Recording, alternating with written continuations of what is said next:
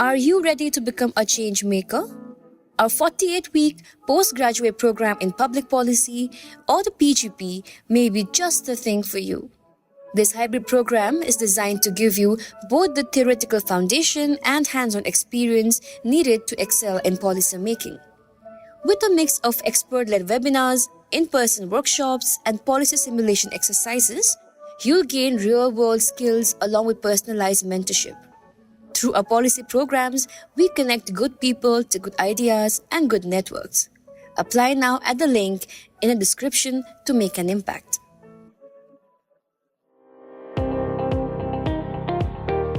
Welcome to All Things Policy, a daily podcast by the Takshashila Institution. We are a bunch of policy nerds based in Bengaluru, and we like bringing fresh perspectives to Indian affairs and Indian perspectives to global affairs. So grab a cup of coffee, sit back, and join us for today's chat.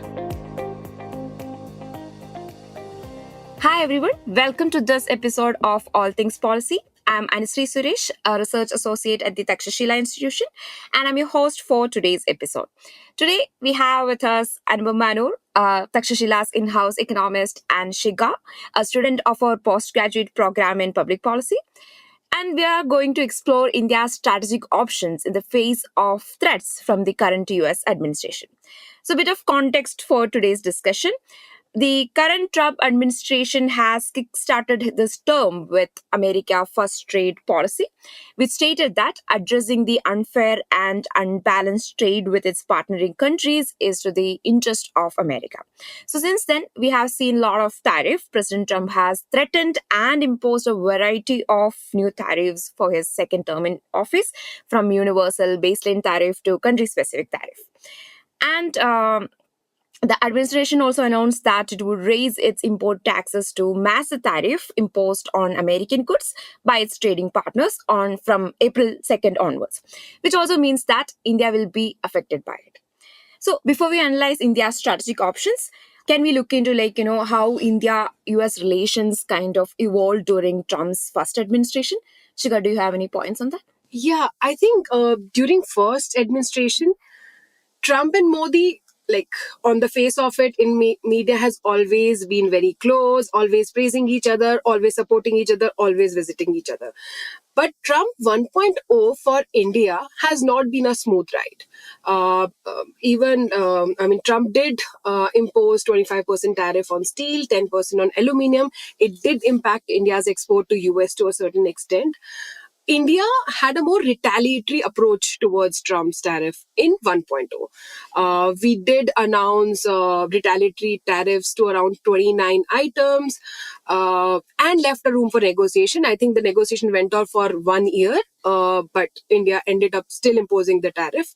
Yeah. US also revoked India's status under the GSP, which was a big impact. It impacted around 12% of India's export to the US. But despite all the events, net, India's export to US did increase, and India's trade surplus with US did increase from that time till today.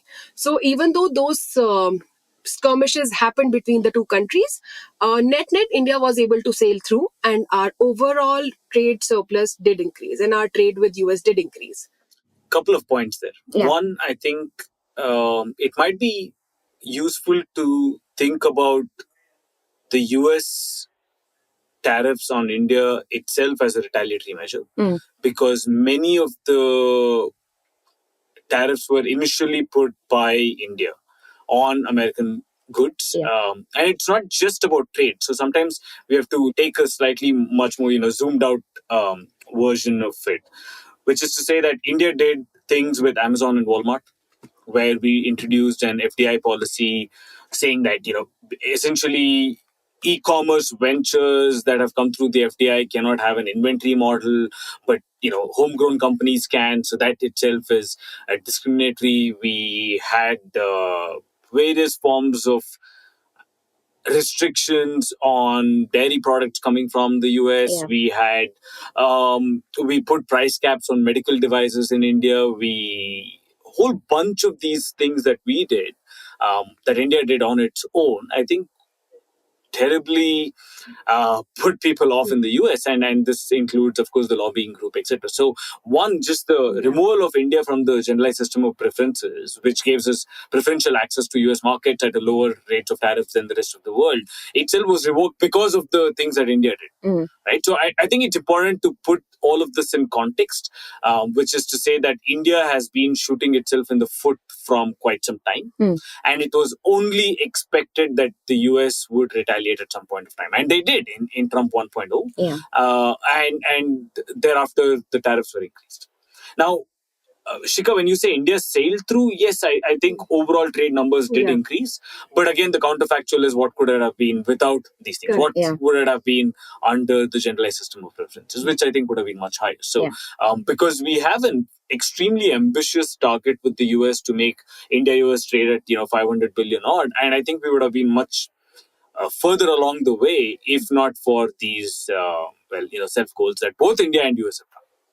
I just wanted to highlight that there were also like negotiations for a mini trade deal, but it was like too little, too late for the Trump administration back then.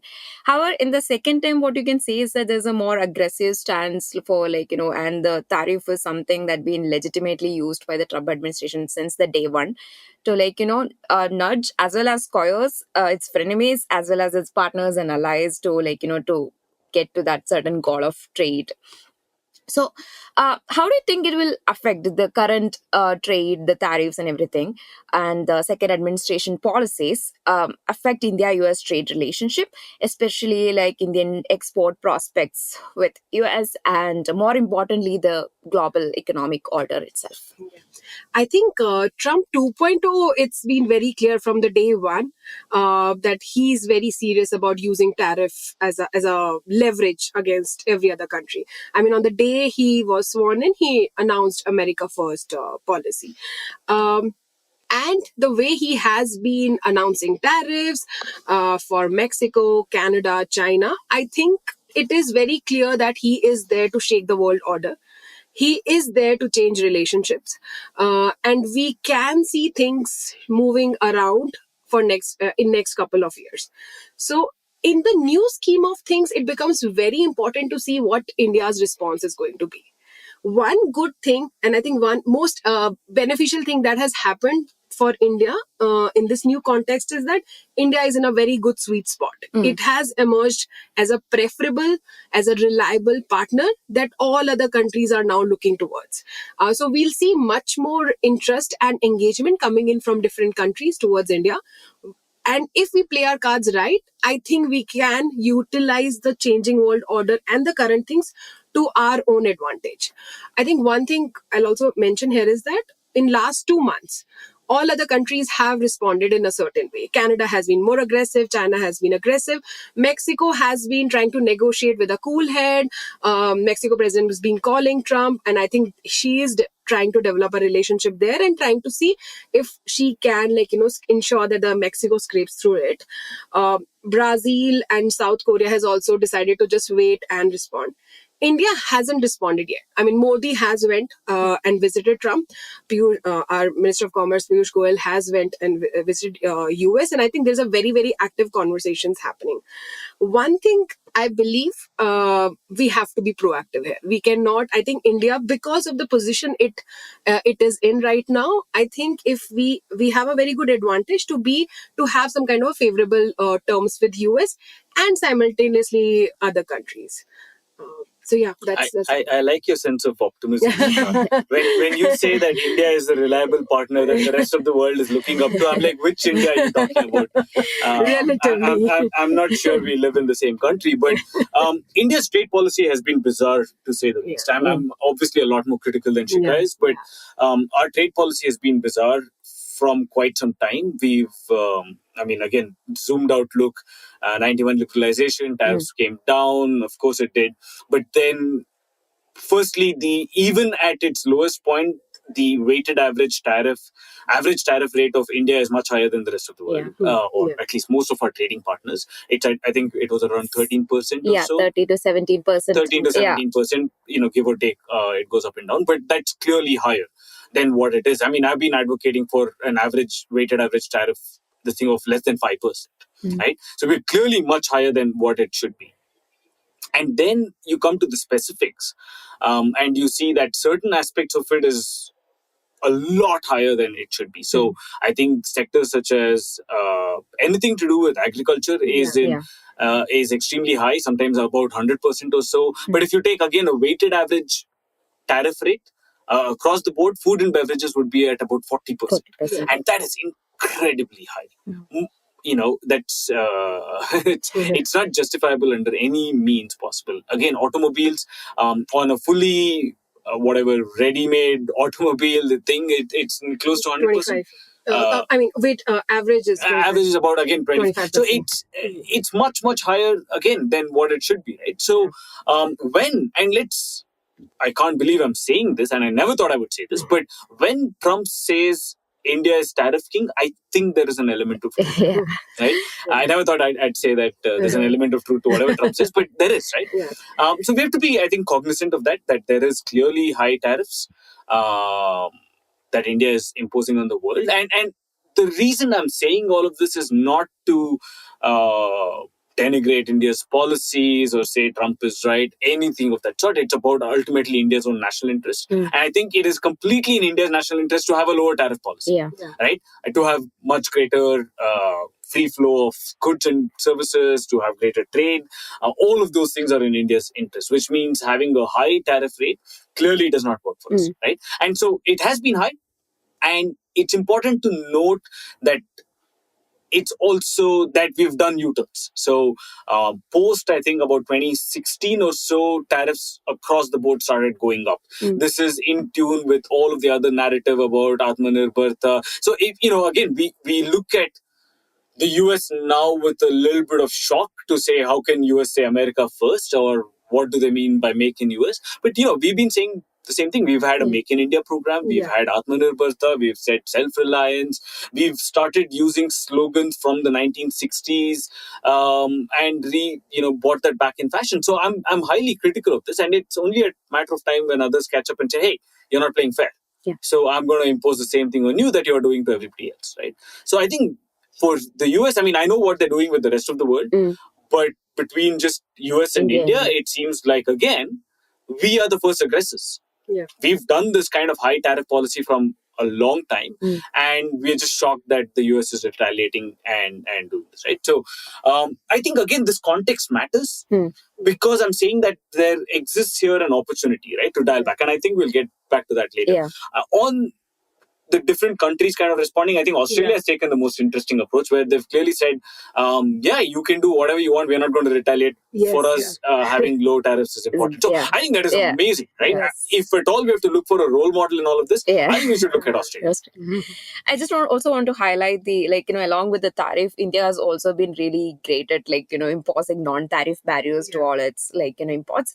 So another thing, along with the high tariff that we have in agriculture and the dairy sector, we have also been imposing this quality control orders as well. So quality control orders are basically certain standards that we are setting. And oftentimes it's very different from the international standard that we have already there. So that's also kind of considered as a non-tariff barriers. And I think this minimum support price for a lot of the agriculture item, especially rice and wheat, has been always contested in the WTO for a while. And US has been making this issue as a, area for discussion. And that's also some of the points. So even though it's not considered as tariff, but as a non-tariff barriers, when we are looking for negotiations, when you're looking for, this is also something that's going to be contested widely. Yes, sir. I mean, obviously all of those exist, but again, I'm going to put all of this in context. And for now, I'm going to take India's side and to say that agricultural subsidies is the reality across the world, in every country. The US provides massive agricultural subsidy from growing walnuts to pistachios, which now they want to export to India, by the way. So we put a countervailing kind of tariff, right? I mean, we don't call it that. We might call it something else, but it's basically a countervailing tariff, right? So the US provides massive agricultural subsidy. And the reason, for example, why we've never had a trade deal with Europe is because, again, Europe gives massive amount of agricultural subsidies, dairy subsidies to its own farmers. Now, I mean, does it justify us doing what we do? No. Again, I think MSP is extremely distortionary. It's bad for us, irrespective of what the US is telling us. MSP creates such deep distortions in the market. Why we have huge surplus of rice and wheat, while shortages of other things which don't have MSP. It has environmental impact.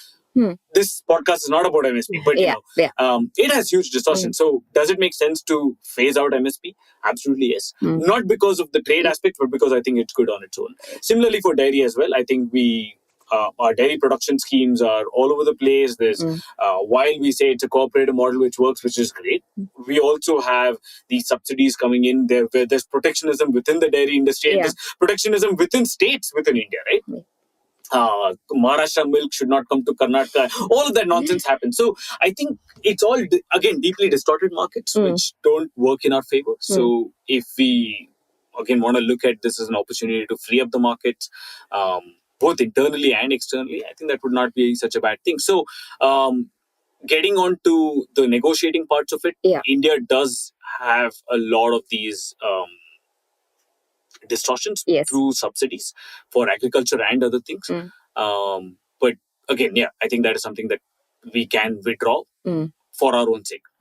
In terms of the non-tariff barriers that we have, I think again India has one of the highest number of non-tariff barriers. So if there's a global trade monitor that we can look at, which if you just look at, in the last year, for example, so there's this wonderful map, and I think you should go seek it out. Listeners, that is, not you, Anisree. Go seek it out and you'll see that there is two maps that they put out. One is the number of liberalizing interventions in trade, and that will be in, shades of green. So the darker the green, the greater the interventions. And one is harmful interventions in trade in red. And again, darker the red and so on. And you'd find that India is a fairly darker shade of green, which means we do liberalizing reforms. Not as much as many other countries, but it's fairly dark shade of green. But the harmful interventions, India is the darkest red there is. So again, it's not, I'm just trying to say there is nuances here. It's not that we just do harmful interventions or only liberalizing. We've done, right? If you just look at any budget, you see that there will be some tariff reductions. There'll be, firstly, trade policy should not be done in budgets. That's a big, complaint I have. But anyway, that's for another day. But anyway, we do have reductions in tariffs on certain things. There's suddenly easing up on, some kind of non-tariff barriers. There's some standards where we try to harmonize with the rest of the world. But then at the same time, we just increase the number of compliance checklists for other products. We say the number of signatures that are required will increase, etc. So I think you've got to put this in context. If you look at, again, global scenarios, right? There are certain indicators that you have to look at. This feels like I'm taking a trade class, but there are certain indicators that you can look at. Number of signatures required, number of days at the border it has to stay before it comes into the country. And if you look at those things, India's averages are, again, not too bad. Again, depends on who you want to compare with. Do you want to compare yourself with Sub-Saharan Africa? We're obviously better. With South America, we're better. Southeast Asia, not so much. South Asia, we're better. If you want to compare, and I think this is the yardstick we should measure ourselves against, if you want to compare yourself versus OECD, we fall fairly short. So, and whether we like it or not, OECD are our biggest trading partners, as in we export them. So that's what you should compare yourself with. And I think we've got a long way to go before improving. Oh, that's great. So, Shikha, now let's explore the, what are the options that India have? What should be India's game plan for this scenario, right? And we also have to put in the context of the weakened multilateral institutions like WTO.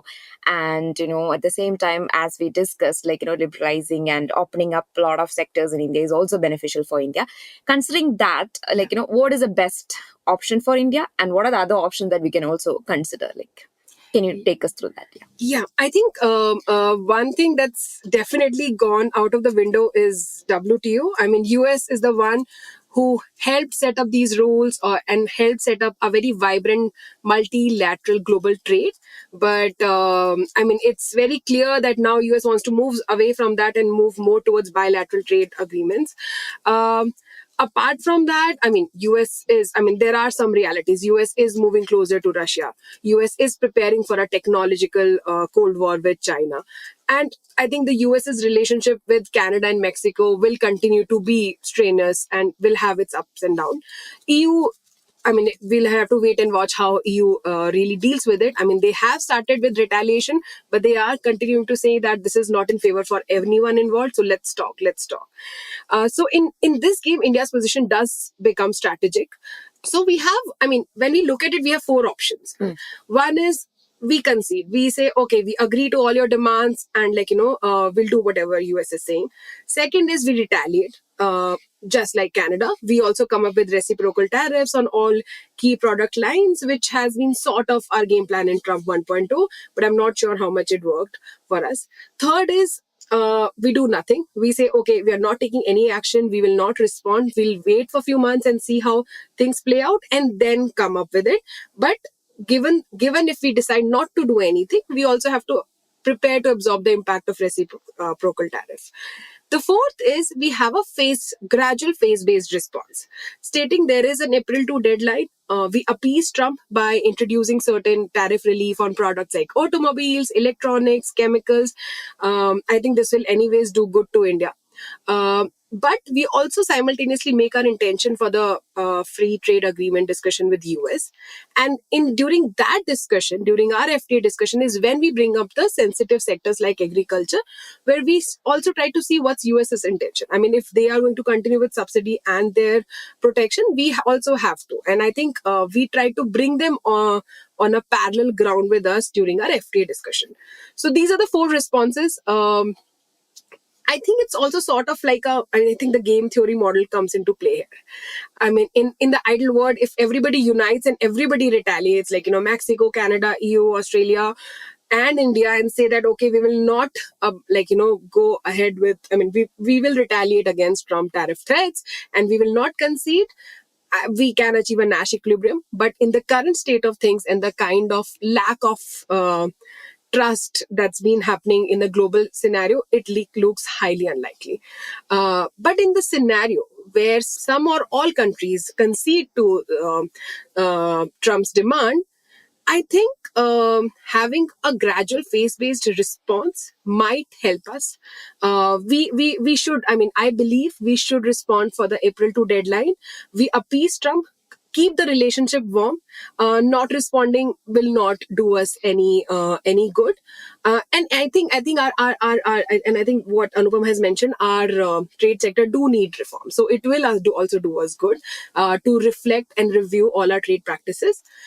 But then bring. I think it will be beneficial to bring all the other sensitive sector conversations under the FTA discussion. That's my view. Okay. Do you want to add anything to this? Lots. Yeah, please go. No. So, US is India's biggest trading partner, right? It's the source. It's one of the only big trading partners of ours with whom we have a positive, trade surplus, right? We have a trade surplus, which is such a rare thing. So we want to protect that, right? And it's which means that it is an important source of foreign exchange. It's an important source of manufacturing, in terms of jobs, in terms of output. For all of those purposes, it's important. So we should, try and do our best in order to maintain that relationship. So in terms of the options, I agree with Shikha. I don't think we can go. So of the four options, one, retaliation is just clearly off the table. You don't want to be stupid. As I said, we've been doing this retaliation game for some time now, and it's not. You don't want to. I mean, let's face it, right? You don't want to get into a trade war with your biggest trading partner with whom you have a surplus. It's not going to do India any good, right? The second bit is on not responding again. It just means that you're going to accept the tariffs, and that's going to affect our surplus. So what does it reliably lead us with? One is to just completely concede and say, okay, zero tariffs from tomorrow, which we know India's political economy will not allow you to do that. It's going to be a lot tougher to do that. But it's on the table though. One way to say it is, this is like the old bandage, this thing, right? Band-aid attached. So, you just want to rip it off immediately. But I don't think the circumstances are as such that will allow you to do such a thing, and it'll be highly politically unpopular. I don't think we have the political will to do that, right? So the second way then is to say, okay, what is it that we can reduce across the board, which then will allow you to, again say that, make meaningful signals that yes, we are serious about a low tariff regime, right? And given that this is not a universal thing, in the sense that you're not, lowering barriers for everybody, and we're clearly heading into a world order in which bilateral trade treaties would mean a lot. Yeah. And so, getting into a favorable bilateral treaty with the US is obviously beneficial to us, right? So in that sense, lowering tariffs on certain goods is important. So luckily, India has already done a couple of things. One is, I think, they've reduced tariffs on certain high-end motorcycles and on bourbon whiskey, which is good. I mean, to begin with, for not just for you, Anisree, who loves your bourbon, but I'm saying for, the general population as well. Yeah. So that's a starting point. But I'm saying the tariffs that we've put on a whole host of things make no sense. For example, we have high tariffs on walnuts. Yeah. What are you trying to protect? Why are you trying to protect walnut growers in India? If there are any, I don't even know how much walnut we grow, but again, that's a minuscule thing. We have high tariff rates on a whole range of products, which I think is, there's no real protection even. So even, for example, this is one of the discussions we were having, Shikha, on dairy products. Can the US dairy really compete with Indian dairy farmers? I don't think so, because the scale of which the cooperatives work in India and the labor, etc., that is cheap here, I think the unit economics works very differently. So open it up. For example, if the US dairy industry brings in certain innovations like, let's say, long shelf life, treated milk, and slightly processed thing, or your favorite Anisree, which is whey protein, let them bring that in. It's great. It's great for the Indian consumer, but that's not really going to compete with your farmer who has 2 cows who's part of a cooperative. Right? So it makes no sense to do that protection. Right? At the other end of the scale, if there is, you're providing, there's certain things on which you provide tariff rates at 50%, 60%, 70%. You can reduce that from 70% to 20%, right? So that the weighted average will reduce. And even with the 20% or 30% protectionism, you're unable to compete with global this thing. I think then you don't deserve to exist. You don't deserve the protectionism, right? Let them die out. In fact, that's creative destruction. Let them, then let the people rearrange economically to provide, to find far more productive channels of, economic activity, which will give them much higher wages. So I think we need to fundamentally relook at this. I will go back to my idea of this being a 1991 kind of moment. If at that point of time, the IMF, in a way, forced our hand, and I'm doing air quotes here, but, forced our hand to liberalize things which were politically highly sensitive. I think we should use this. And, the leaders, for example, can say, hey, listen, we don't have much of a choice. Our hands are tied behind our back, and therefore we are forced to liberalize. It's great. It's going to be great for everybody. Liberalization 2.0. Yeah. On at least the tariff front, on the trade front, because in 91 the amount of trade liberalization was okay for that point of time, but we've not done much ever since, right? It's been far too gradual, far too selective, and then my problem is that the U-turn started happening in 2016. Yeah. But I think India will need like a strong political will to do that, because there is a strong lobbying internally as well, which is protecting some of these industries. Like another interesting one I saw, which is clearly lobby led, is shoes. We have around weighted average tariff of 25%, which doesn't make sense there. So and alcohol is 130%. Alcohol. Who are we protecting? Again, listen to. You have to understand the political thing of this, right? Alcohol is created from molasses. Molasses is a byproduct of sugarcane. Sugarcane gets MSP. The big sugarcane farms and factories are owned by politicians in Maharashtra and in many other parts of the world. There is, you have to break this nexus. Who are you protecting ultimately? Right? So, open up the alcohol sector. Let Diageo come in full gung-ho and, and produce. Part of it can be production here as well. Investment is great, but also let imports come in. Anisree, would you mind nice quality liquor coming from? No, right? Are your parents going to listen to this, Anisree? No. And I think it will be interesting because we have the discussion going on with EU, the FTA with them, and I think I think if we just generally open up, and other countries will be looking on to India as an alternate market to diversify their portfolio, I think it will be like super good for us to do that. Goes back to my fundamental aspect, right? If you want to be a strong exporting nation, there is no way out other than to have a low tariff import policy, right? Or zero tariff or low tariff import policy. The biggest exporters in the world are also the biggest importers across the board. The two biggest exporters in the world are US and China. The two biggest importers of the world is US and China. Yes, correct. Right? And if you want to be, I mean, we look at Singapore, we look at Southeast Asia, look at their tariff rates. They're very low. Right? That's how they're a manufacturing powerhouse. And that's it. So use this opportunity to have low tariff rates, not just with the US, but I'm saying, yes, this is the time. Sign the deal with Europe. Right? If you get, for example, cheap, whatever, intermediate goods, use that to make higher quality goods, right? You can use that as intermediary goods to do something else. So I think use this as an opportunity to step up our manufacturing and truly become part of global value chains. We have this big vision to be an integral part of global value chains. How can you be part of a global value chain with a restrictive import policy? It's impossible. Right? So the only way to do that is to open up your markets. And if Trump is forcing us to do it, good. Blame it on Trump and do it nonetheless. I think that's one way to, like, the political economy can also work around on those lines.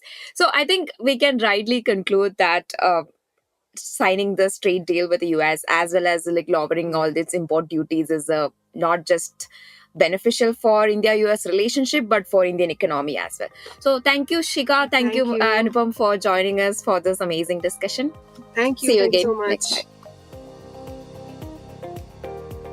If you liked our show, dive into Takshashila's research on technology, strategy, and economic affairs. Check us out at our Twitter handle @Takshashila INST or our website takshashila.org.in.